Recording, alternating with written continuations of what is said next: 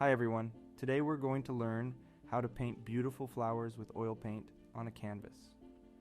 Whether you're a beginner or an experienced painter, this tutorial is for you. Let's get started. Materials. Before we begin, let's gather our materials. You'll need a canvas, some oil paint, a few paintbrushes, a solvent or turpentine, and a palette knife, which is optional.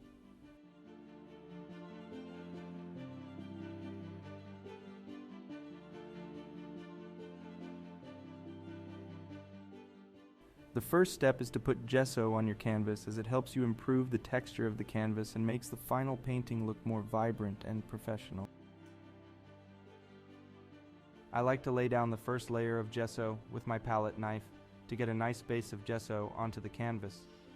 Afterwards, I like to smoothen it out with my sponge brush to make the surface smoother and avoid any clumps.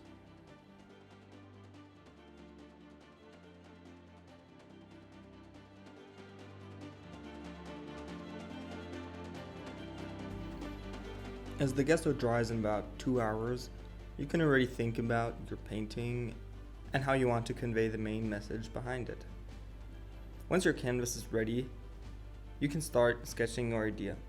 Take your canvas and sketch the object you want to paint using a pencil. Make sure the sketch is light and rough, as we will be covering it with paint. Once you're done with your sketch, it's time to move on to the brushes. I like to start with a big brush and then gradually move to a smaller, more detailed brush. Once you're ready to paint, you can start mixing the colors. I recommend getting the basic colors of oil paint from a good company like Winsor & Newton instead of getting a ton of different colors from a cheap brand. For this painting, I will be using cadmium red, green earth, and royal blue.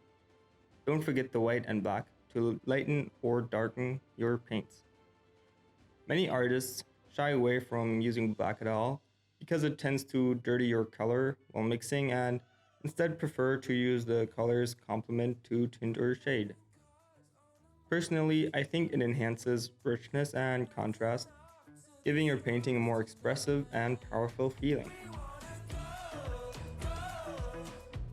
Once you've laid down all your colors, you can start by using a palette knife or a brush to mix the oil paint on your palette to the desired shade. You can mix different colors to create a custom shade. Once you're all set, start mixing some liquid in your paint to thin it out and enhance the drying speed. Start by painting the background with a wash of paint. Choose a color that will complement the object you're painting. In my case, the flowers are pink, which is why I like to make my background light blue. Let the background dry completely before moving on to the next step. This usually takes between 6 and 10 hours until you can continue painting.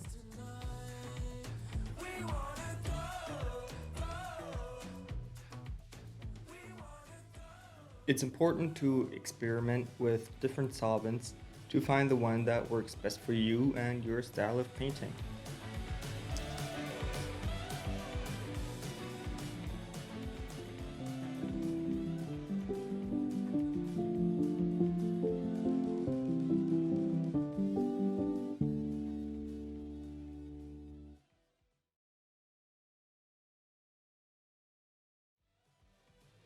Alright guys, it's day 2 of the painting process. The painting is looking pretty good.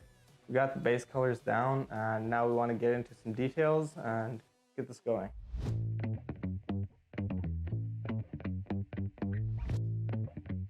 We've finally reached the stage of the painting where the basic colors are set and all the technical preparation is finished.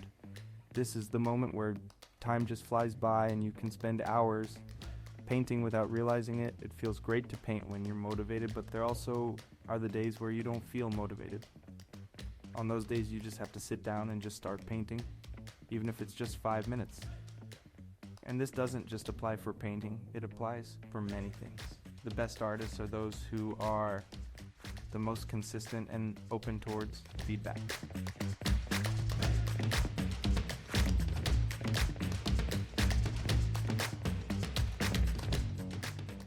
If you're at the beginning of your journey, and at the stage where not every piece will be great, you shouldn't expect from yourself that you will only paint amazing paintings.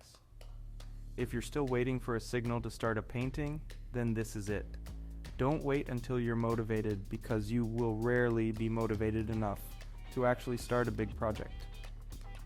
Furthermore, it's great to try new things out, new techniques, and different mediums. If you're a traditional painter, maybe consider watching a tutorial on composition used in digital art. Alright guys, it's the last day. We're almost done with this painting. I think it's turning out pretty good. We just have to put on the last layers of the paint, get those colors popping, get those last details in there so it looks really clean and it's standing out from the background. As soon as we've done that, we're good to go and the painting is done, so let's get going.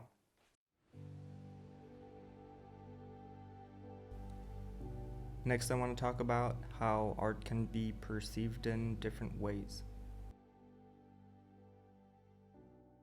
I feel that art is a form of expression, and as such, it can be interpreted in many different ways. Some people may see a piece of art and find it beautiful, while others may not see it that way. This is because art is subjective, meaning that it is open to interpretation and can be viewed differently by different people. One of the key elements of subjective art is that it is not based on objective facts or evidence. Instead, it relies on the viewer's personal experiences, emotions, and perspectives. This means that a piece of art can evoke different emotions or thoughts in different people depending on their own experiences and perspectives. For example, a painting of a sunset may be seen as a peaceful and calming by one person, while another person may see it as gloomy and depressing. This is because the interpretation of the artwork is based on the individual's own emotions and experiences. Subjective art is also open to different interpretations based on context. A piece of art that is viewed in a museum may be interpreted differently than if it is viewed in a commercial setting. The viewer's perception of the art can also change over time as they gain new experiences and perspectives. In conclusion, art is subjective and open to interpretation. It is not based on objective facts or evidence, but rather on the viewer's personal experiences, emotions, and perspectives. This is what makes art so fascinating and thought-provoking, as it's what allows different people to connect with in different ways.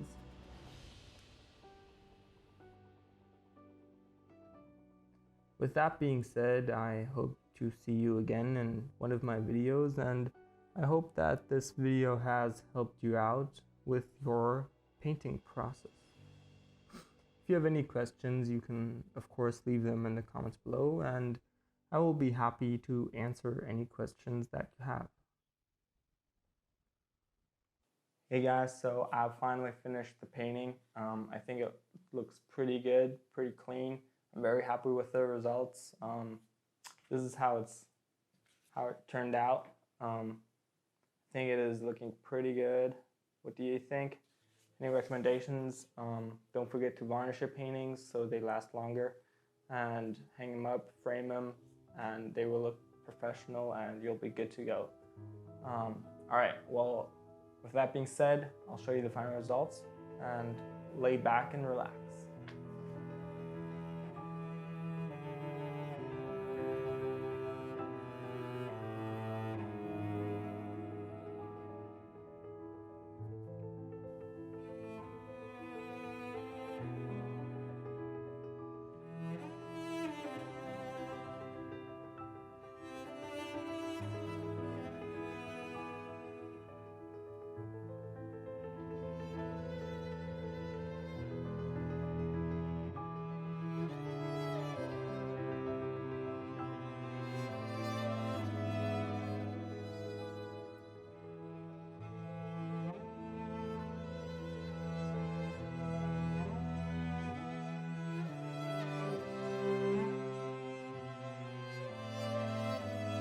If you're interested in supporting me, you can now buy a print of this painting in the description.